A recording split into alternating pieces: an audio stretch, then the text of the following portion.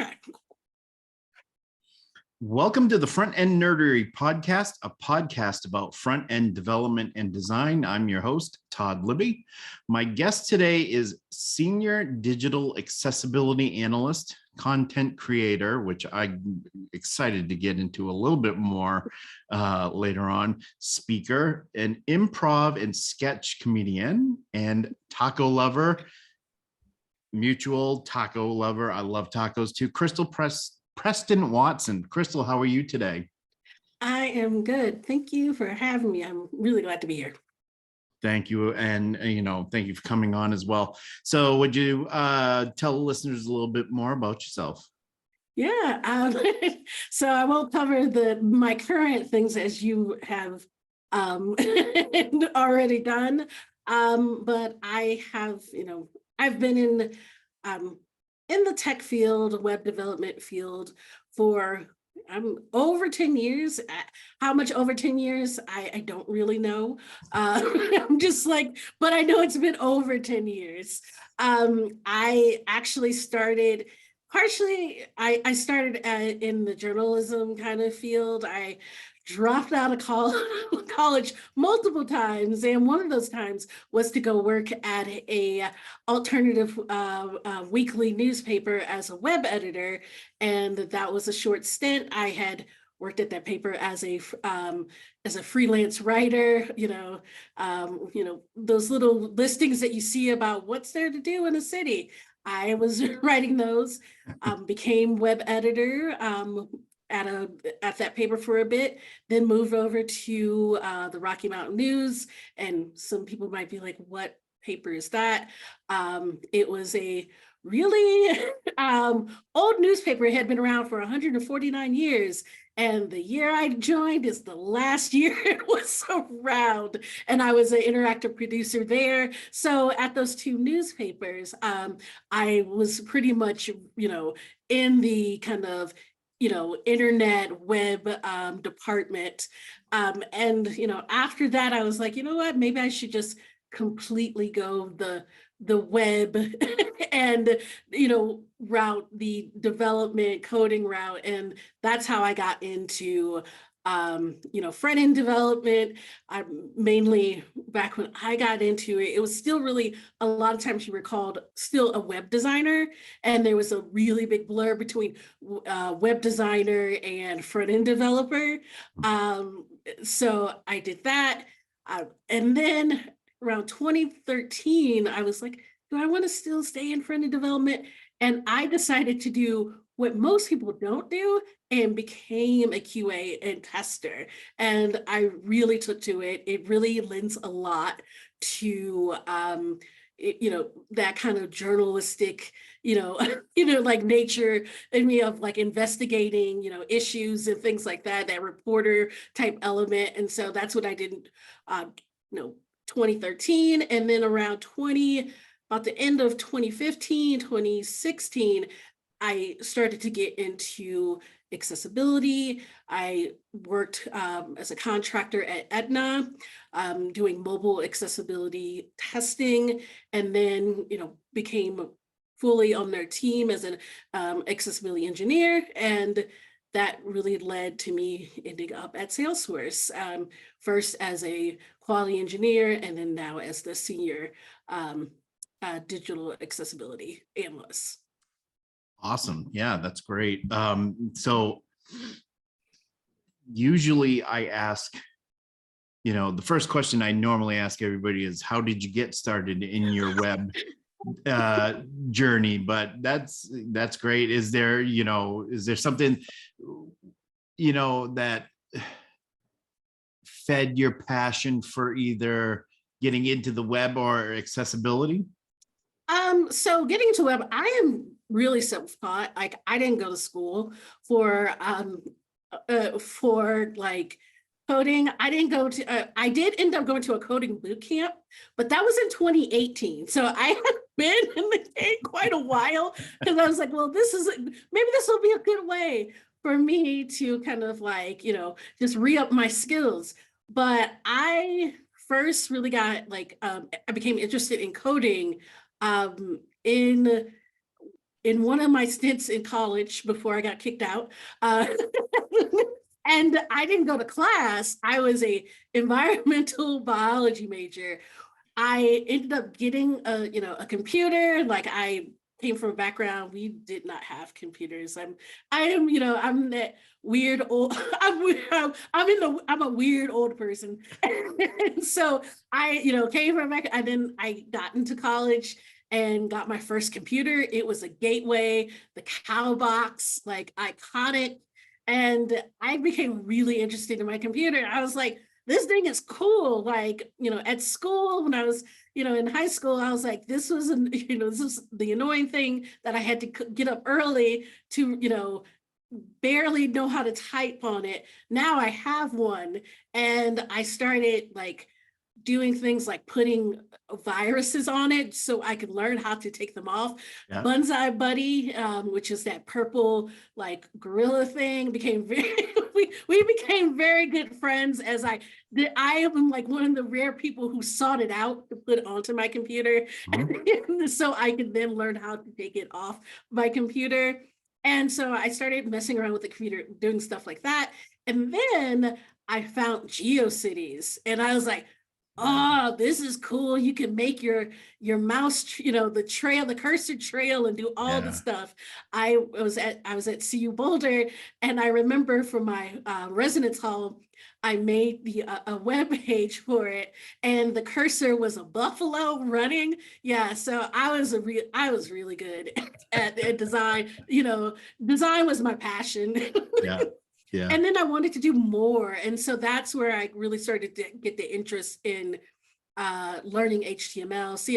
CSS wasn't a really big deal, and JavaScript wasn't for me. It was just really kind of digging into that, HTML, because that's, for the most part, if you wanted to do something more than what GeoCities gave you, you just needed to know more HTML. And the funny thing is, the thing that I would do when I was skipping class and not going to class ended up being the thing that kind of my career. I didn't think that was like something I thought. I was like, hey, this is really cool to do. I can do cool things. I can, and it just so happened. It was like, yeah, maybe I should have kind of been, maybe I should have been a computer science major, but I probably then would just have like then, started digging more in the mud and being like, now it's like, I'm an archaeologist when I don't go to class. That's awesome. Yeah, I remember GeoCities was one of my first places where I went, oh, I can type all this stuff in, can make things and shift things around and move stuff. And GeoCities was one of my friends back in the day. Yeah. So let's jump right in to the accessibility stuff, because boy, is there a lot going on today. Yes. And I've been talking about it with a lot of people, and lately we've had in the news, there's been some issues as well. So that's something I also want to get to in a few minutes. But disability and employment. I am a big proponent of employing people with disabilities to teach me in what I do, to mentor me, right? So I'm a sighted user. I know my way a little bit around a screen reader, people that can teach me show me how they navigate with the screen reader or some other assistive technology. Those people, I think, are very, very important to have on a team, or even, if it's not tech related, hiring people with disabilities. So to the thing that we've seen with John Fetterman in the news, and the questions the media had around, his Yeah. employability as a US senator. Yeah. Let's talk about employability, if you will. What are, for the lack of a better term, what are the myths around hiring people with disabilities, if there are any? I mean, there's a lot of, and mainly it's the biggest myth, and the one that really is really sadly hard to shake, is that having the disability means you're less productive. And that's, that you don't even need other ones. There definitely are, but just the fact that, well, and it doesn't matter what, like, as soon as that, disability or impairment, it's like, oh, they can't, they can't do the work. They're not going to be productive. We're going to have to hold their hands and do, this. And it's really something that, even though there's tons of evidence out there, there's so many people that, who disprove that every single day, every single hour, every single minute. It's just something that is constantly there. And it's, that is it is a huge misconception that Mhm. keeps a lot of people from being able to gain employment, and gain not just employment, but meaningful employment that pays a living wage. Right. Yeah, exactly. So for anybody that doesn't know, John Fetterman running for Senate in Pennsylvania against a doctor, I'll leave it at that. They had an interview with him on a news outlet, which will also remain, I'll leave it at that, for legal reasons. You got it. So he asked, and please correct me if I'm wrong, but he asked for accommodations as far as he needed closed captioning. Yes. Okay. Yeah. And then after that, it was, from what the very little that I read, it was, they were questioning, can he be a leader? Or, and please jump in if, there's anything else in there. Yeah, and mainly if he was pretty much, if he understood, the what was, pretty much his cognitive abilities, they were questioning. Right. And the thing is that, he had a stroke earlier May of this year. One of the common side effects of a stroke is auditory difficulty with processing auditory information, or auditory overload.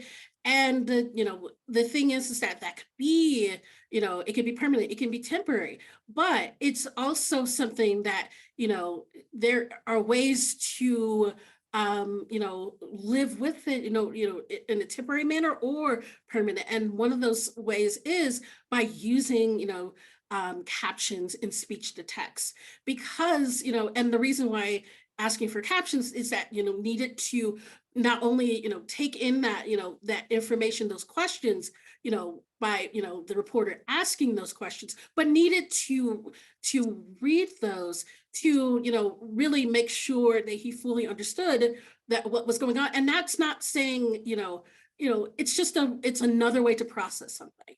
When they're, everyone has different learning styles, different kind of informational processing.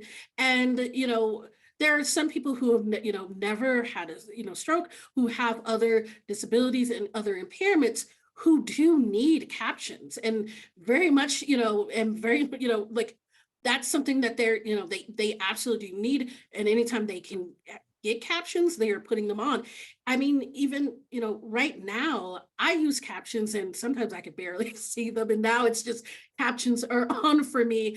But I do, and a lot of people, and especially a lot of younger people who've grown up with streaming, captions are something that are constantly, leaving on. If you're watching a lot of, movies, you have subtitles, or movies that have things that go between different languages, because, you need that, even if you may know several different languages, you may not know one very well, and you need that caption to be like exactly, what it's being said. And so the framing of, him using captions for this interview, it's saying that, well, if you use assistive technology, you can't perform at the level that you need to perform at. And it's just not true. Like, if I don't want to get more, because then we're getting into a lot more kind of medical, like, like things, but it's just not true. Right. And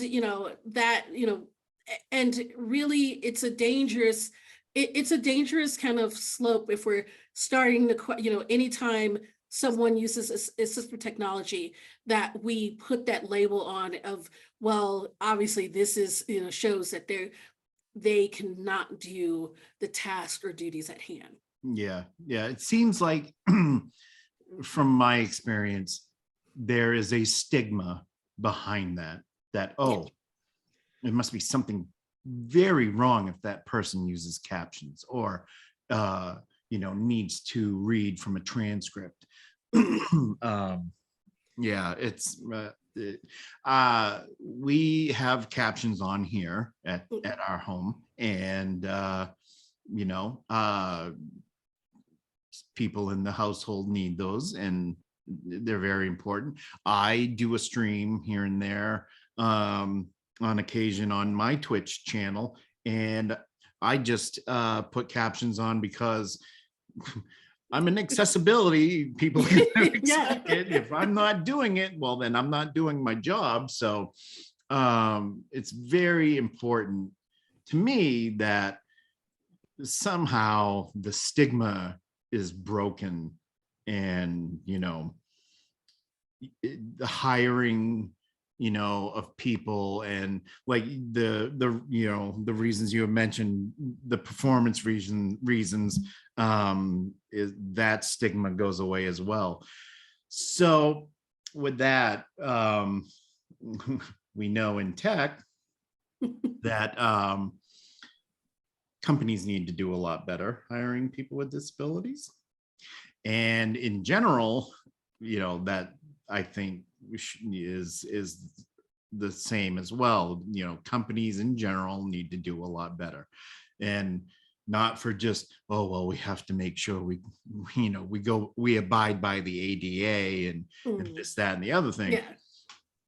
Where does a company start as far as the first step being, go hire a person with, or people with disabilities, if they are the right candidate for a job? Where do they go after that? Where what steps are necessary for these places to just make this commonplace? Well, I think the first step is being, saying, hey, we want to make sure that we're hiring the best people out there. And, and I am a firm believer that, disabled people are among the best people out there. And unfortunately, the way, hiring happens, not reaching out to, to, that, to the community. And so making sure that, it's not just about saying it, but also putting action behind it. And really, hiring is only that first step, because, hiring doesn't mean much if people get to, are starting working in your company and they're finding they have no support. And, and then making sure that not only you're hiring, but you're actively supporting your employees with, internal accessibility. That's something that I, am, tasked with, in my role, is that I am the person who, it kind of is tasked with external accessibility. So I am the person investigating, tools and, other platforms to make sure, any, any and all employees can do their jobs effectively. And so if there's something that, they're, have to use a tool for their work, for their project, and they're coming up against accessibility barriers, that's not good. We're preventing them from doing their job effectively.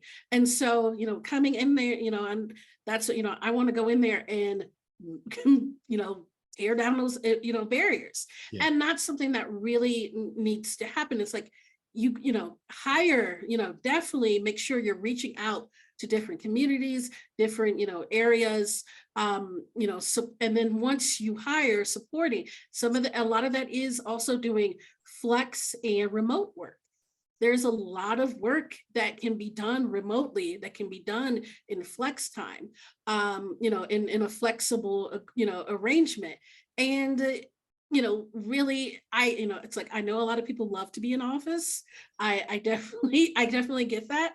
But, I don't think that is necessary for every single job. And, and it's a horrible way to find it out, but the middle of like the quarantine, at the start of the pandemic really showed that literally within like 2 weeks, so many companies went remote. And then, and for years, disabled people had been asking, can I do a job at work, like at home? And it was always like, no, this job has to be done, in the, on site, on the premises. And it's like, and within 2 weeks, it's like, oh, hey, you working from home now. And it's like, and it's and it's like, there was no good reason other than that, the misconception. It's like, oh, well, if we allow them, to work at home, they're not going to be productive. And it just showed, I was remote before, before things got shut down with quarantine. And I have to say my productivity has skyrocketed since when I work remotely. I'm able to focus. I don't, someone has social anxiety disorder. Being in open, like kind of open format offices really is not great for my mental health. And I was constantly, sick, constantly, dealing with a lot of anxiety, panic attacks. And then when I was allowed to work remote and just focus on, on the work at hand and focus on tasks, I realized, I was like, wow, I just, I was like, I'm not crap at what I do. I'm actually good at what I do. Yeah. It's just the whole thing of like, when there's a bunch of people walking around and there's like, things in your ear, there's, people you're like, like looking over your, like your shoulder and be like, what are you doing there? And it's like, I just want to focus. And, so, but getting off, I know I'm getting going slightly off, tangent, but it's just like really supporting, your employees to work to the best of their ability in the way they need to work. Yeah, definitely. And, when everything went remote, I'm like, boy, these companies changed their minds real fast when they said nobody could work remotely. And now everybody is practically remote and they've changed their tune. So you're absolutely right. It can be done, and people's productivity can be even better than it was before. So, that's, thank you for sharing that, because that's, my, I've always thought if people can get the job done, no matter, who they are, let them work from remotely from home, and we've seen over the past 2-3 years, it can be done. So, yeah. So, and I've also noticed, there's a lot of people with disabilities in the developer community, in tech in general. And that's another thing. It was like, it's sometimes challenging enough as it is for those people, but why make it more difficult by not letting them work remotely? That was always the question I had. So it's good to see the shift, even though it took something really bad to enact that change. So what do you want to tell people who are maybe listening and watching this about speaking up at their company and getting more people with disabilities possibly hired, and I guess supporting action like that at their company? I think just literally just speaking, kind of speaking up and making it known. I know sometimes people say, well, announcing that you have a disability. If you're comfortable with that, I say that is great. Not everyone is. Not everyone should have to. I'm someone who's very open about, like, one, my one disability. You can definitely tell, right away. It's like, you only got one functional eye. And it's like, yep. But another one that's very, has very significant things is my social anxiety, and that's been, over the, ebb and flow of how detrimental it's been to, my personal life, but also my career. And now I'm at the point where I am very, vocal, and I talk about it, not just, not just on Twitter and on social media, but also at work. And I think that if someone does feel, good about doing that, definitely do. But I don't want people feel pressured that they have to, and they shouldn't have to. It really is, it also comes from a consumer standpoint of, of people just making it known as by, dollars, like the wallet, the wallet talks, money talks.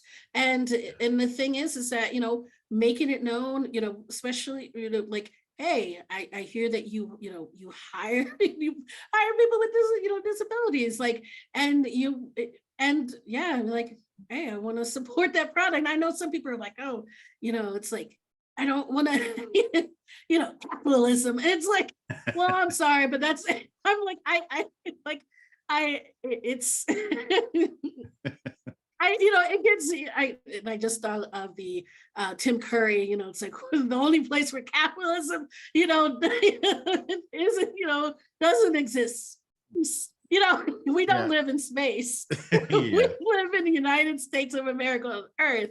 And so really, as an employee, kind of, those, speaking to people who might be, in positions that are higher, that you are, that are above you, talking, just, saying about hiring people with disabilities,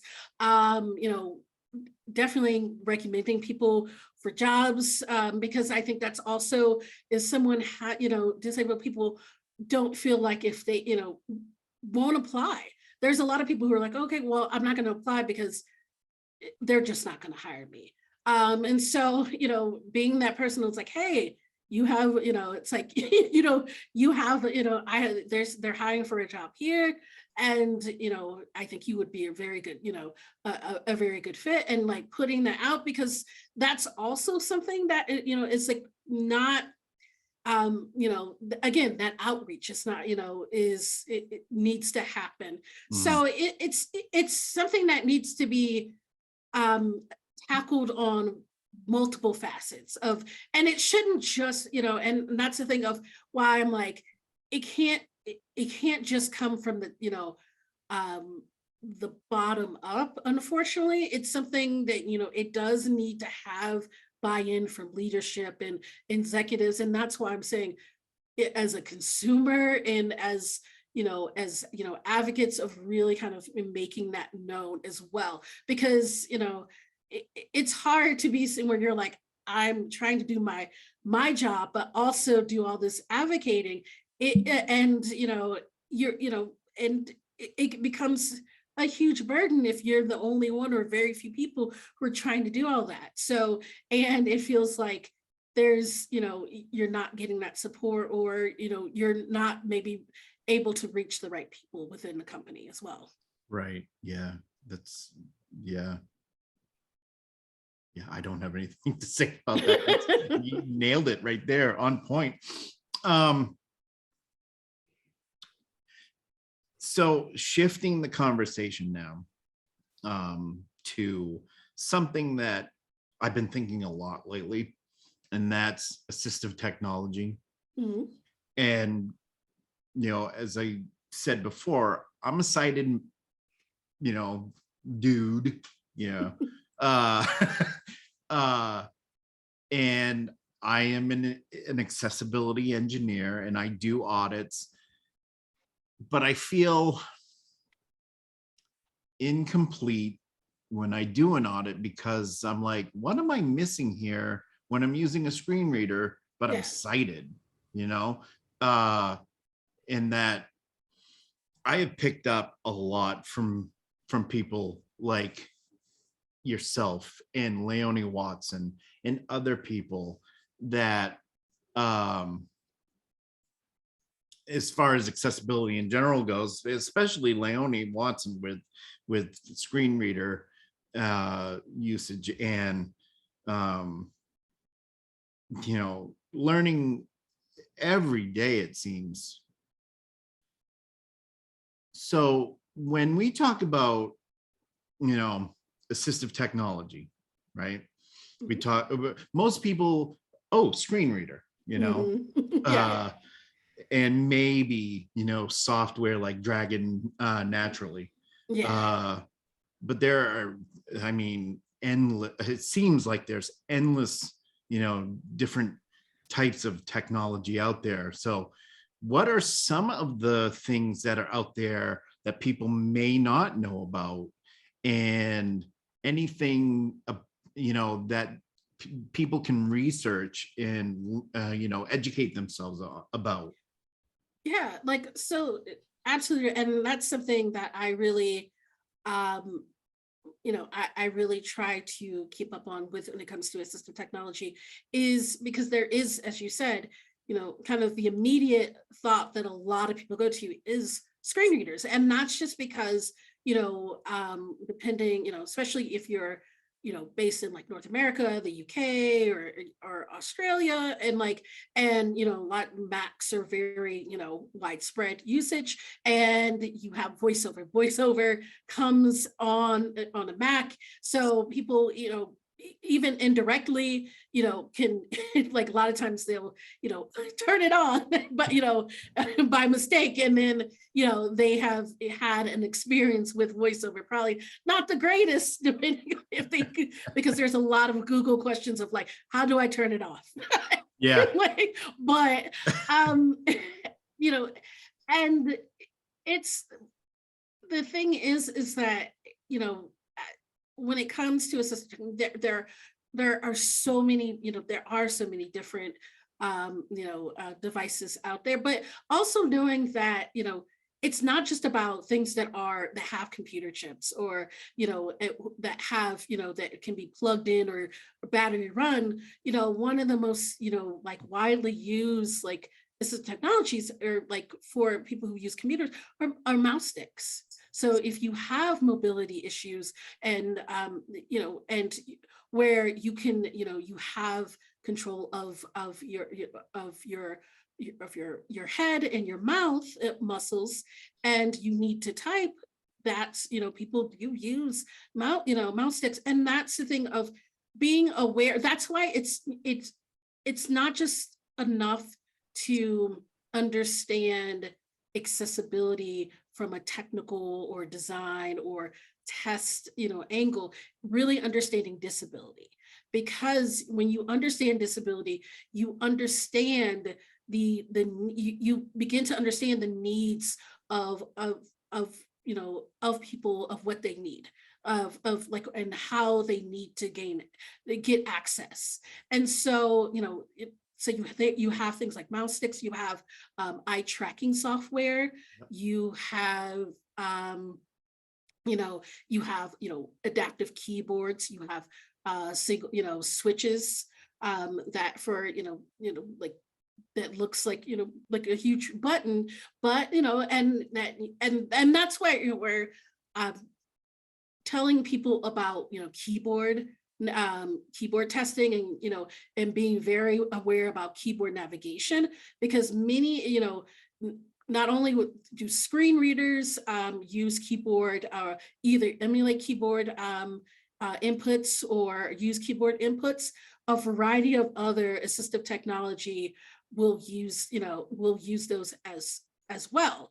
And so yes, it's not good, it's very expensive to try to buy all the leading assistive technology out there. I am trying to teach myself self to use Switch. Again, I don't have mobility issues, so it's really not, my testing really is very, very limited, because I'm trying to test as someone who doesn't have mobility issues. And and again, that's it's so I'm that also the cost, like this, the Jelly Bean Switch cost, I think along with the adapter and the actual Switch, it was close to $200. So it's and that is not a small price for especially if you're like a small business trying to do accessibility testing on your things. So and that's why, going back, of hiring people with disabilities, because one of the things, if you want to make sure you're actually doing thorough testing with assistive technology, hire the people who definitely understand that assistive technology and use it every day, and use it not just for testing cases, because that's very limited, it's very controlled. And when you're using when you're using a product, it's not controlled, it's not there's not a series of steps in some test management system. it's anything and everything. They're cats, there's a thing, there's all the stuff that happens. So I know I'm kind of all over the place. So when it comes to assistive technology, just know, really, I think the best thing to know is to really start learning about disability, and learning about different kinds of disabilities, and how that might affect that the access someone needs to your platform, to your application. And then from there, start really looking into the assistive technology, and that will take you to where you need to go. Right. Yeah. Are we in the way of assistive tech? Are we advancing in the technologies, do you think? I think I think in some ways we are. I think in some ways we are, in just that, when sadly a lot of times when things are beneficial for disabled people, it comes out of, well, it's like we see real use of this for people who are not disabled. And and then where it's less of thinking about, well, how can we make sure that people with disabilities have access, and this is really cool, and it's like, this will help me shorten my checklist off. Yeah. And so I do, and that's why you see a lot of that kind of the technology of, like, oh, I'm going to make a robot, like a robotic seeing eye dog. And it's like, okay, like, and then, I'm going to test it by putting a blindfold on me. I'm not going to test it with anybody, anybody who's actually blind and low vision. I'm just going to throw a blindfold on me and test this really cool dog. Now, I don't know if that person who made that dog listens to this. Listen, I think it's a cool robotic dog, but you need to consult with some people who actually have seeing eye dogs and understand why that a robotic seeing eye dog is not going to work. Yeah, And yeah. so that's kind of, I feel that there are some advancements happening. I'm not pessimistic, but I'm more real. I'm realistic. I can't be, I need to be more optimistic, but I feel that the ableism a lot that really is, ingrained in technology really keeps it from being as kind of like at highly, the progression of advancement as it could be. Yeah, yeah. And I'm gonna, for the people that are listening to the podcast, I'm going to hold up my shirt for a minute because I mean, there's something here that, and my shirt says excessive BS. So Yes. if you know anything about the shirt, you've seen me wear it in the video version. Check out the video version on YouTube. I have a big problem, as well as a lot of other people we know, Crystal and I know, with some technologies having a lot of marketing behind it. Yeah. And more barriers than they remove. Yeah. I mean, again, money talks. Like, I think that's something that a lot of people in accessibility need to really, not everyone cares. Like, and Yep. it's, where it's like, oh, people should be doing things because of it's the right thing to do. It's the good thing to do. And some people don't give, I'm not going to swear, but they don't give an F about that. It is about the money. At the end of the day, it is about the money. Yep. And so when you have like, something like this that has like it's going to win out. And so a lot of people are like, well, why are these, companies, using these overlays? Because the marketing is out there. And one thing I would like to, say is that instead of being very kind of like aggressive at some of these smaller companies, a lot of these companies are not building these sites themselves. They are going to, different agencies or, development firms to build these out. They, then they'll ask about like, oh, I've heard I should need to be made accessible. And then you have this over and they're like, well, this overlay will make it accessible. And they're like, great, because they think they're doing a good deal. And then, they find out sometimes probably not in the greatest of way when they're like, it's like how someone's like, how dare you? You're like, this is, you're horrible. And they're like, what? We were just trying to, make sure they don't know about the overlays. And so I think one with like having an understanding of that money, that marketing really makes them, front and center. And, where a lot of people think, well, that's obviously a good solution. It's making things accessible. Also, when it comes to a lot of them don't realize that if I've just seen so many of these smaller companies and smaller like businesses who have overlays, and they just don't need them. And it's like, what? Like, you got one page. You don't even got forms on it. Why? Like, I was like, who built this thing and why did they put this on here? Like, it's like, oh, do you want dark mode? Do you want all this stuff? And I'm like, one, my screen, like, because I use TalkBack. And so usually what happens, sometimes, like, especially because a lot of times these overlays are, they're implemented wrong for the overlays. like when I'm using talkback will be like, oops, well, I'm gonna stop. Stop. Like, I'm gonna stop working. And so then I'm like, okay, I guess I'm not going on that site. And then, once, because of my eyesight's changed. So I'll like when I have my eyesight's in a better, kind of place, I'll go and look at these sites, and some of them I'm just like, you don't need an overlay.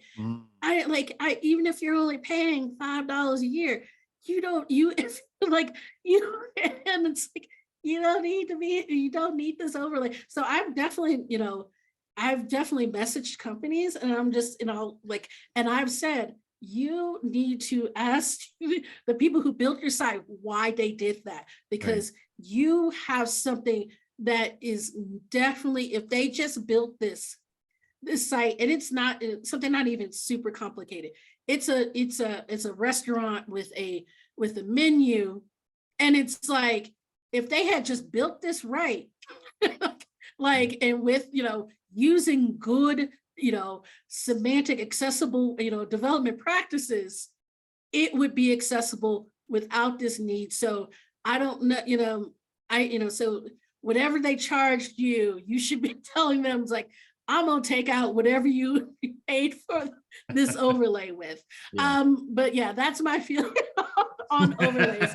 Is that they are, the money they put in works, and that's something, that and a lot of smaller companies fall in that trap, because they really just are trying to do, especially a lot of the kind of, like mom and pop types. They're a lot of times it's just like, I'm just trying to do good, and it's like, but they entrust someone else to build their sites, and they're telling them like, hey, you're doing good, and then all of a sudden they get somebody yelling at them, and I'm like, so if you're someone who doesn't like overlays, and you see these smaller sites, go in with just being civil and just let them know, offer to, it's like, offer to introduce them to a development company that does accessible practice. Yep. So that's why because we could talk about that for a while. Yeah. Oh yeah. No, I've also emailed companies as well, and yeah, it's a battle. It's an uphill battle, it seems, a lot. So I wanted to talk about something that I think myself I should talk about, and I think that I definitely know other people that have asked me before, need to hear, and I hope they're listening. It's acceptable, right, to use the term disability, disabled person with disability. What do you say to the people that are hesitant on using disability, or those, disabled person with disability? I think a lot of times it's just letting them know it is okay. I think sometimes there are cultural differences. Like I've run this with, with people from other, other countries, where, they, the words, disability is seen, the actual word is seen as, not correct or, demeaning. So, and so I think a lot of this is kind of giving that, information out. I think it's also not just, kind of teaching and like giving that information, but also being understanding that, sometimes, where I know some people where they'll still say handicap, and and because they think they're actually they're using the correct term, that it's not something that's seen as bad, and then letting them know that, and then if they do, because it's really language, you can tell someone something, but that doesn't mean, and they may take it to heart, but that doesn't mean then and there it's like they're never going to, because the brain sometimes does what the brain does, and it's like, hey, we've been using this word for years, So Yes. yes, I understand this is the correct word, but I'm going to slip back in it. Now I'm not, like there's probably a slippery slope because people are like, what about other words? Like I'm like, it's like, just in this context. Um, um, yeah, it's really just about, you know, being understanding and also letting people know, because there's generally people who just do not know. And the ones who don't care, it's, you can't spend your energy on.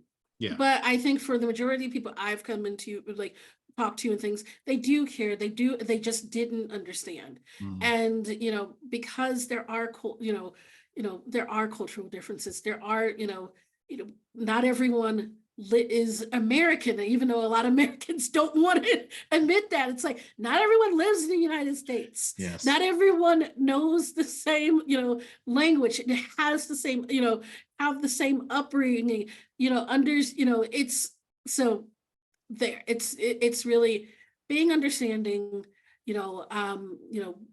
letting people know, and that, what what these words mean, and why they have that meaning. Right. Yeah.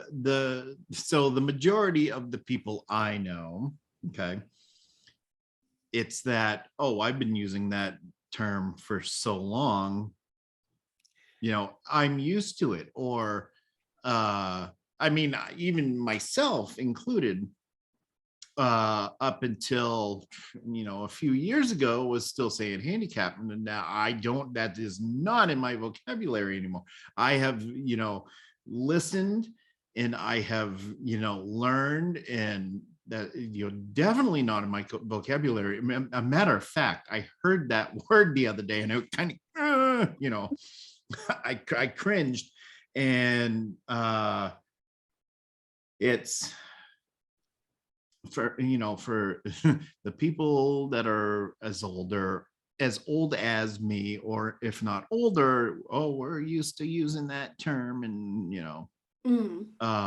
but yeah, it's just like you said, understanding, and more, I've had to with some people that I know personally. It's been more education based, as far as here's an alternative to using that is much more empathetic. Yes.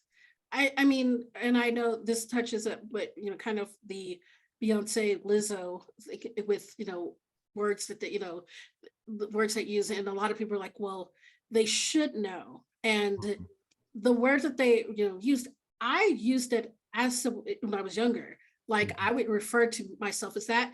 I did not know. And they're like, how did they not know? Because it's very easy. Like, I don't, and this touches into a lot of social economic, issues of like, well, how could you not know? Like, where it's like, because, and where some people are like, even here in the United States, and it's like, well, the United States is very huge. And it really does depend on, when your whole world, growing up is only quite a few blocks, Yeah. or one part of the city. And there's a whole different terms and languages, and, and especially also age as well, because it's like, me at, in my 40s, and what, and versus someone who is, in their 20s and stuff like that. And it's like, yeah, this word's used like this, and this could, like, I didn't, the only stuff I watched from the UK and Britain was, it was Monty Python. Right. And then, so unless I didn't watch the news, and I never heard that word. So, I didn't know. It's not like today where you have like, well, yeah, you have the internet, and all this information's right at your fingertips, and like BBC America, and it's all this where you get to see that type of like. And so I really only about maybe a decade ago learned about the history of that word outside of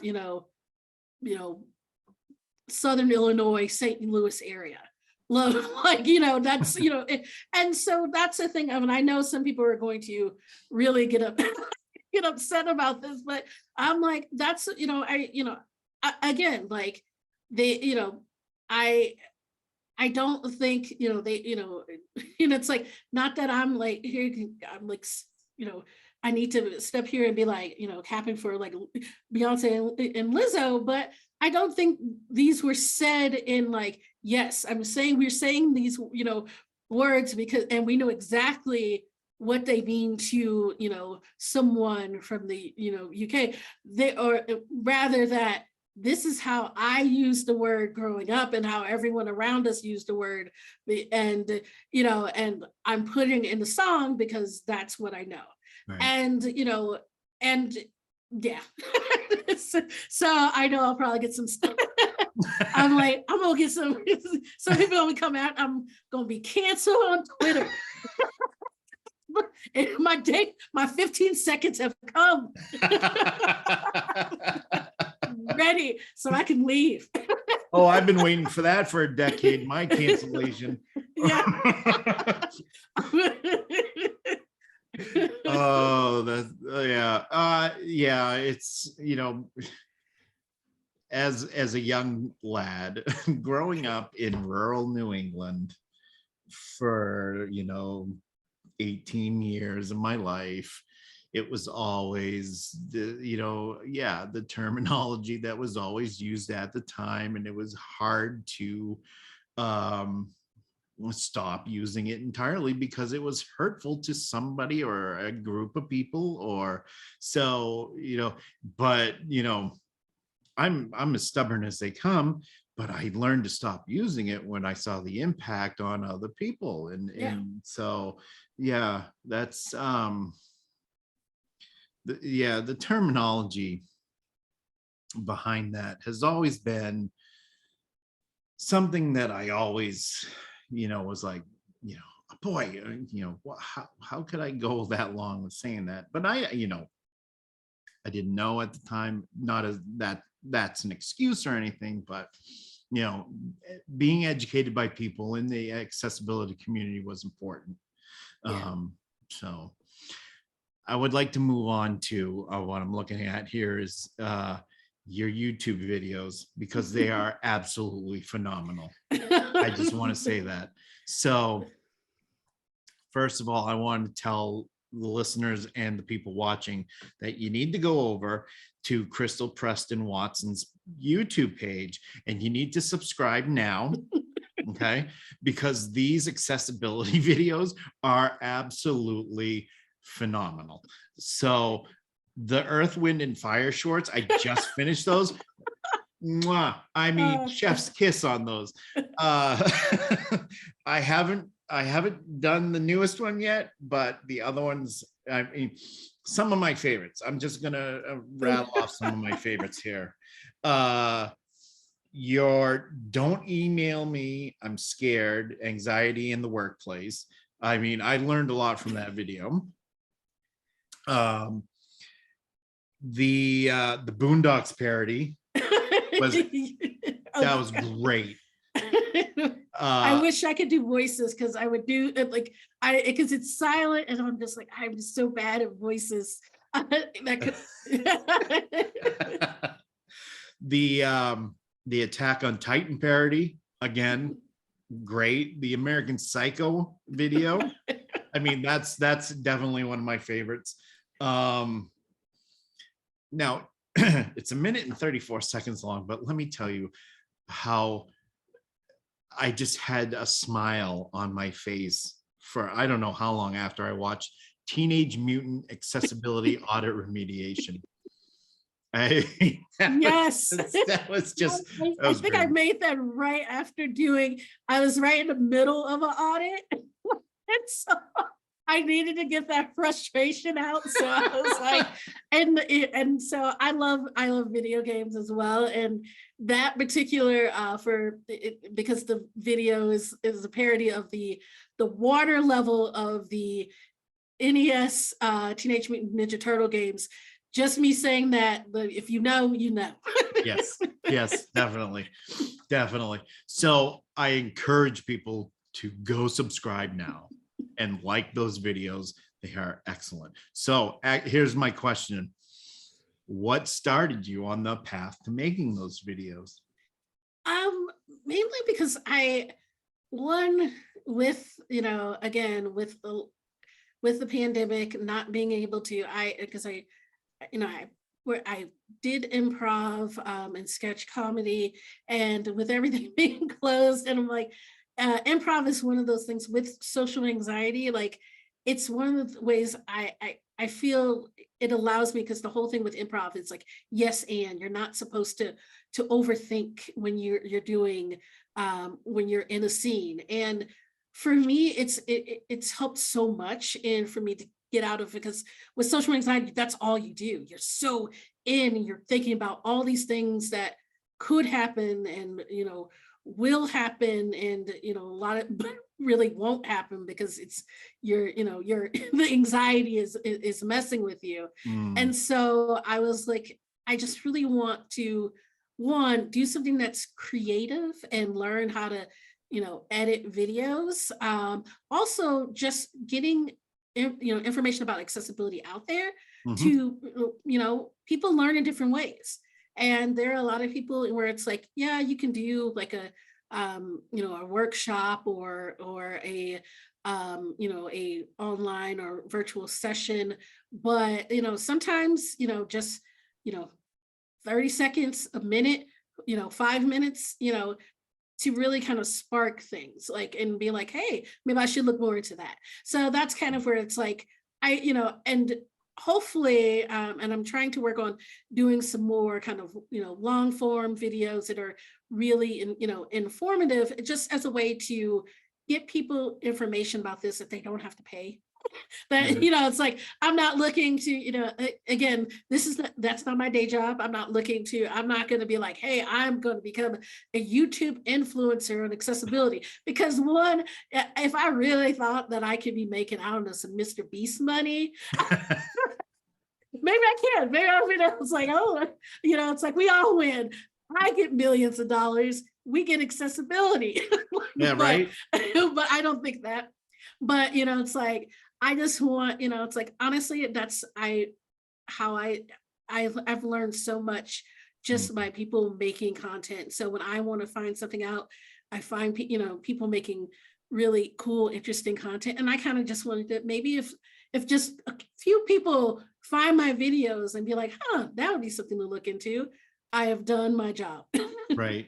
Yeah. And I think, you know, I think that's an excellent vessel for people to learn about accessibility is through what you've been doing here.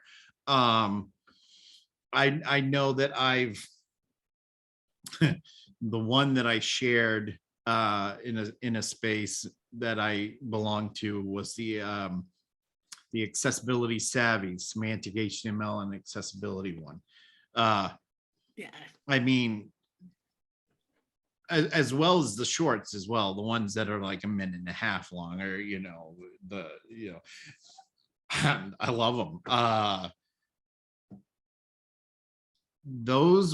I think it's great that there's somebody doing that there's some see. So I know there are a couple of people, I believe, that are on TikTok. I don't do TikTok because TikTok's like that's a different episode for me to complain about.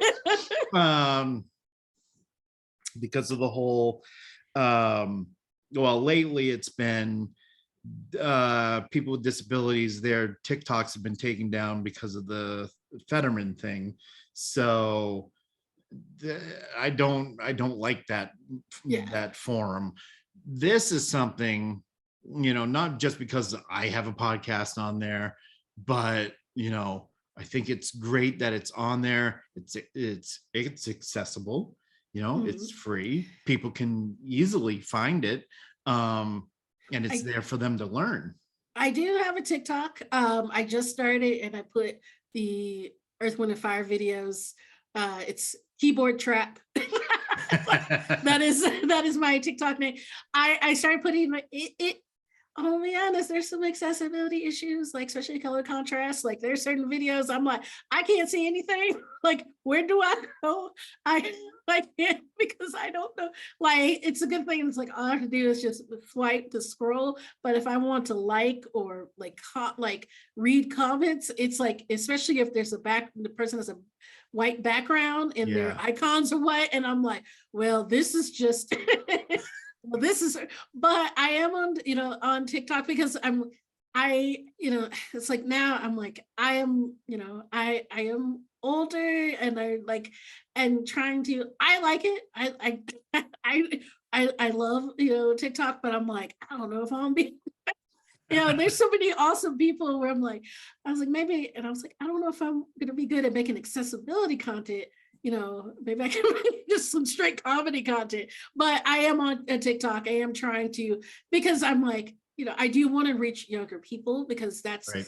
something very, very important. If we really want, accessibility, digital accessibility to grow and to be something that, everyone's taking, that really becomes ingrained, we need to make sure younger people are understand it or are concerned about it as well. So I'm like, well, I guess I'm on TikTok now.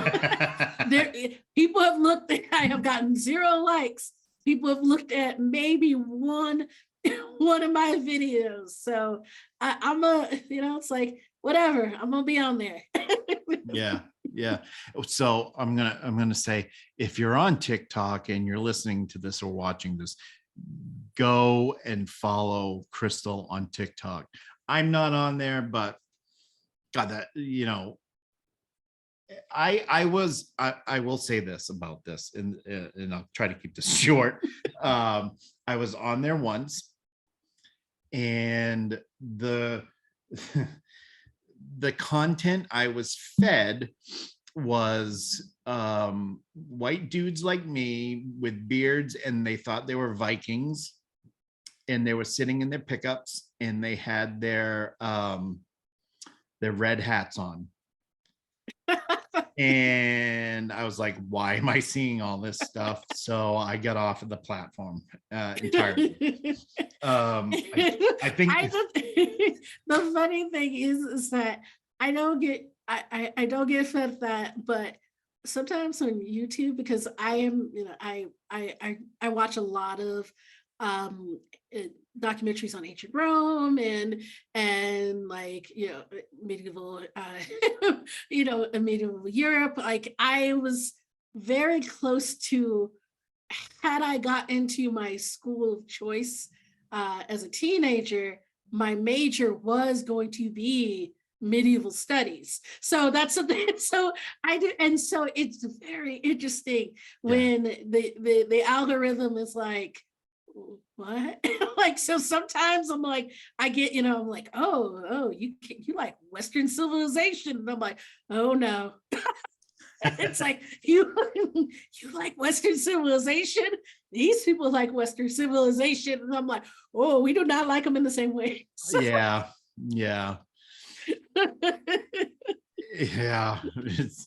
It's very rare that I would go on another platform and the algorithm worked for me. yeah. So And that's why I mix it up, and I'm like, okay, well, I got to now go watch some, clips of New Jack City and some 90s Black television sitcoms. Right. Yeah. I got to keep the algorithm on its toes. I'm like, I need to let you know, just because I'm a nerd doesn't mean I'm not connected with my culture. Yeah. So another question here before I get to the final 3 questions, and that is, let's discuss tacos. Yes. I think we need to discuss tacos. I am in the land of, so I'm in the Phoenix area now, and Yes. I am surrounded by so many I can't even make a straight decision on which one to go to. I mean, that is lucky. I'm in I'm in Denver, and We have some very good, areas. There's some, you can definitely find the more kind of like Tex-Mex style and the more like, oh, these are tacos, but they're not, really. But then, if you go like, especially along here in Denver, like Federal, like Boulevard, some really good taquerias, around that are make amazing, little like taco trucks and stuff. I love tacos. You know, I did watch the Great British Bake Off Mexico episode where they just again several violations against the Geneva Convention with the tacos that were made. The hard ass like avocado. Sorry, but it was real hard. And then you're like, when you got a paring knife out, you're just doing all kinds of wrong. like it was, it's like I wanted to cry because one, I did not have tacos, and then to see these tacos, I didn't get that were just they were so bad. I'm like, this is I'm just yeah. So yeah. I don't watch that show, but I heard a lot of cringy stuff about that about that episode. There was someone that was like literally they were peeling the avocado, and I'm like, it's like wow. like what? Sorry, this is how upset I am. Yeah, that would upset me. So that's so basically everybody knows that I have this addiction to lobster. Oh, and yes. I watched Hell's Kitchen last night, and they were picking apart lobster, and I'm like, oh no, people.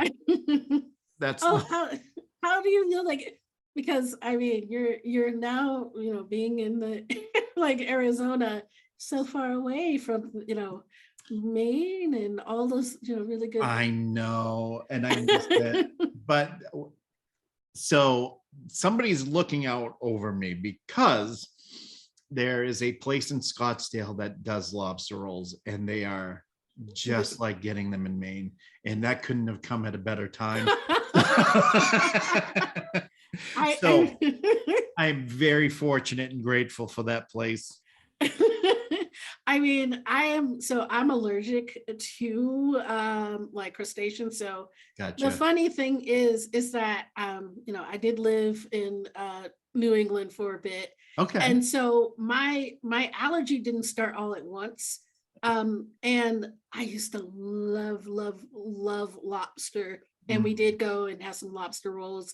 And I remember when we would get like Chinese, there was this lobster sauce that I would just go crazy over. And I'll be like, and then and it just, so I slowly where it's like I didn't like shrimp because my mouth would go numb, and I didn't, and then all of a sudden then it was like, no, if I have some lobster, it goes numb. And then they were like, yeah, because you are allergic to. And so it's like where, I'm not, so allergic where, it's like a little bit would close up, but yeah, I if I ate enough, it would not be a good time. And I don't care about shrimp, but I do miss the lobster rolls I had as a kid in that lobster sauce. It's so yeah. If I wasn't allergic, I would be there with like I'd be like, let's go get some lobster rolls. Absolutely, yeah. And believe me, so somebody asked me if I had a superpower, what it would be, and I said that it was almost immediate. I said I would make everybody not allergic to shellfish, so that they could have a lobster roll. Because that is an experience, but I'm glad you had that experience. So I went to a place So the last time I was in Denver was in 2019 before the pandemic. And I went to a place and I don't remember the name of it. I wish I could. I have the map up here of Denver downtown, but I don't see, nothing's really clicking here. But there was a place I went to that had really good tacos. Um, and I wish I could remember it. It was right downtown. Um, Like but Union Station area. no, it wasn't the Union Station area. It was boy, I wish I could remember. Oh, it was by the Westin. Mm. So we were at the Westin. I believe it was the Westin, or it might have been the Renaissance. But anyways, in that area Mm. for an event apart in 2019, and myself and a couple other people went to this restaurant right around the corner practically, and they were really good. And I just, around here it's just a different experience. So I mean, Yeah. if you're ever in the area, we can do tacos though. I will take you up on that. All right. All right. So I want to get to the final three questions here. So are you ready? This is the hot Yes. seat. This is the hot seat. So, here we go. Here's the first one. So what about the web these days excites you and keeps you excited in what you do? Oh, honestly, just I'm finding that that kind of energy that was around in the early 2000s, where you had a lot of like, especially when it comes to like gaming, is starting to creep back in. So even though Flash is, it was Flash, you had a lot around like, creating like content around like with Flash. So be it like, actual like animation, games and things like that. And just, and not just Flash, but overall, there was a lot of like independent spirit that kind of that popped around, like that was around if you were around on the internets in the early 2000s. And I'm starting to see a lot of that energy come back. I think, and so that makes me excited. Like there are some really, I know a lot of like, it's like cool to be, if you're of a certain age, to be like Gen Z and like those, darn Gen Zers and stuff. And I really am like, I'm really kind of I'm really excited by a lot of the younger people who are coming up and the things that they're doing and trying and building. So that makes me, it's like when it's like, I'm like, there is, even though I'm like, I am a staunch like realist, I'm like, that the little ping of hope is coming, and I'm like, maybe things won't be so bad because there are some people, there are some, there is that spirit that is still there. But yeah, that makes, kind of happy and excited. I think overall that more people are really understanding accessibility and thinking about accessibility and really getting how, even with, I know I did talk about how a lot of things that, like especially kind of platform and tool wise are, making traction because they appeal to people without disabilities. But the thing is that, like, but, I think with that, there are a lot of people who understand it's like, it's not bad to need accessibility. Mm. And, accessibility is not a weakness. It's just doing what you need to do. And it's like, just, it's like, I need to do this. So that I'm starting to, to see a lot of that spirit. So yeah, those are the kind of things that excite me and kind of make me happy. Yeah. Yeah. So if there were one thing you could change about the web that we know today, what would that be? Definitely social media and how it is. Like, I'm fine. Like, I just want, it's like, I do like, like I like sometimes being on Twitter and sharing with people. I've gotten to meet a lot of good people. You, for instance, like, we have not, would not have, ever connected without, social media. But I also like, being able to go like people that, you know, close to, I'm close to, and just talk in a group with them. Like, and it's really hard to do that. Like, Facebook in way it has changed it, where it's like it's the push of always, you have to share everything. You have to feel like you have a stake in everything that's being shared. And you need to, and if you're not, you know, if you're not at like just, volume, 10 in your concern and your awareness, then Yeah. you are not really, you're not really there. You're not, it's like, are you, it's like, are you really existing if you're not, on just high alert? And that's kind of what I would want to change. It's like, yeah, it's fine. I do like, I do want to connect with people. It's really awesome, but I don't want to do it all the time. So if things were a bit more modular in how you could craft your experience when it comes to connecting with people, and that, some people want to, that's all they want. Some people want kind of a good division. That's one thing I would want to change. Right. Yeah. And let me be the first to say that I was one of those people that are like, that upsets me. I gotta let my feelings be known. I've got to always throw, and there's this thing with guys that look like me, I guess, that we always have to let our opinions be known in social media everywhere. And I was one of those guys. And now it's like, you know what? I've learned, nobody wants to hear from me all the time.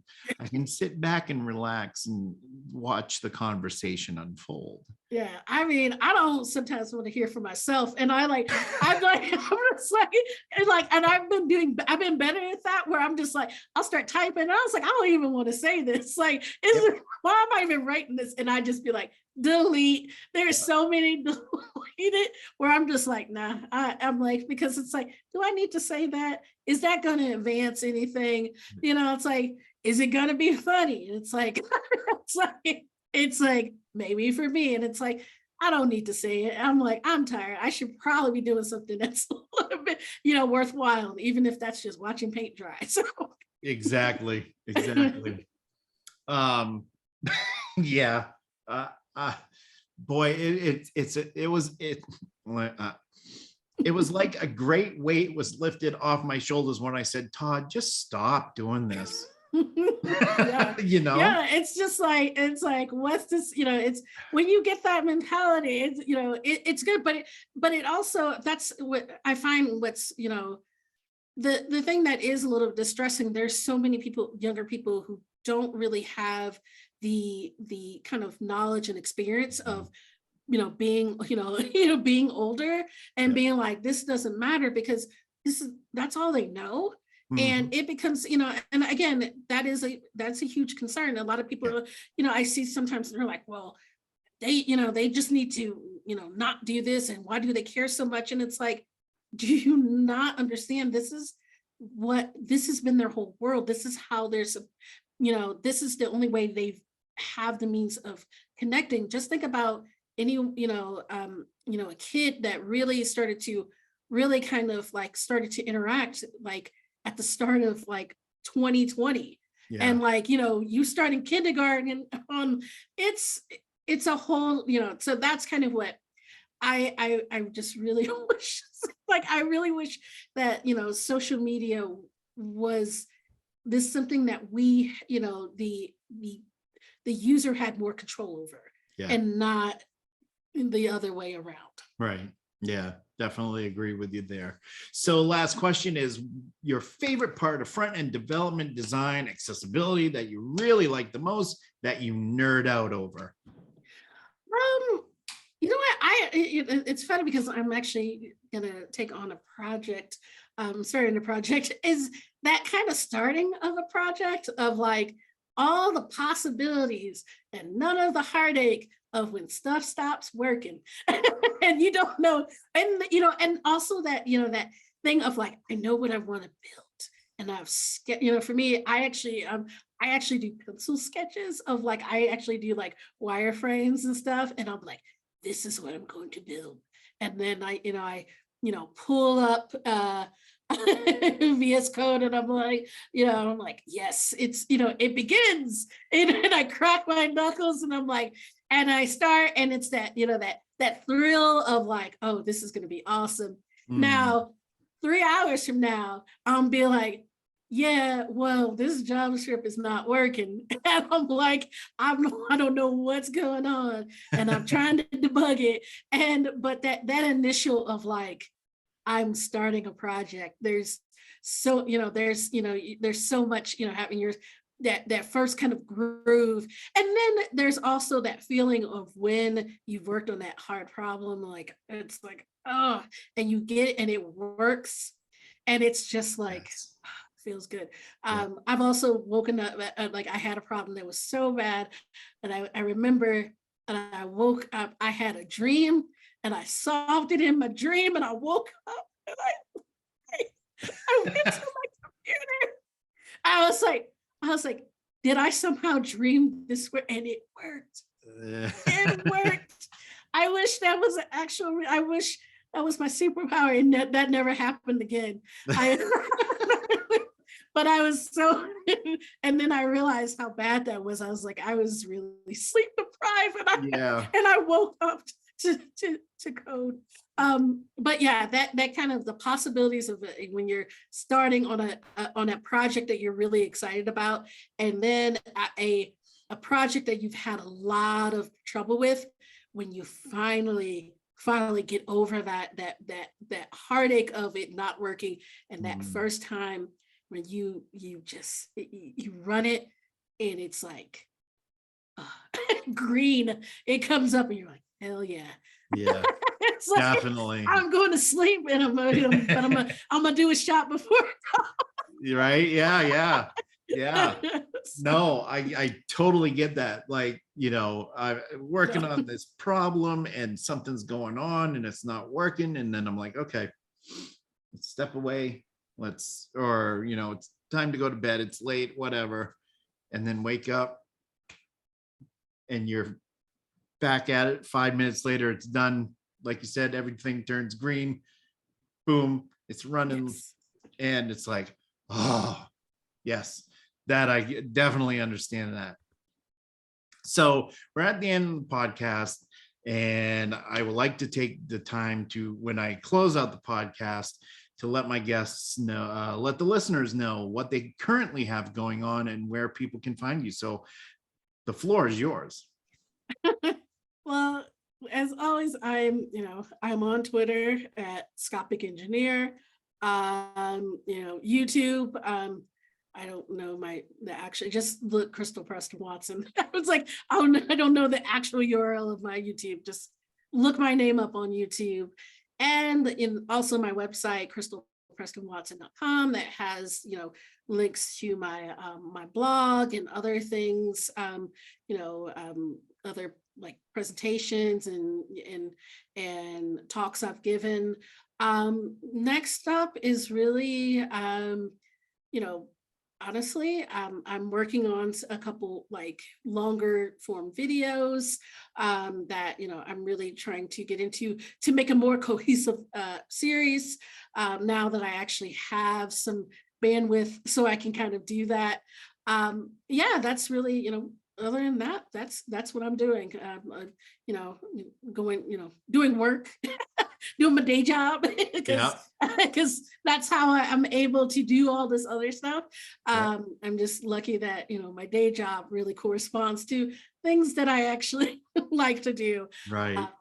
So that is me. Like, just I'm always like, if you have questions about accessibility, I'm always happy to answer them, especially at me on Twitter. Like, I'm always happy to talk about accessibility, also my road to accessibility, and how especially for those who are new to the field, new to tech, and because I know that I'm someone that had not the most traditional way Right. getting into tech, and I know there's a lot of people who are in that same place, and so if I can save them the headache that I had, I want to do so. So, yeah, I'm more than happy to answer questions and things like that.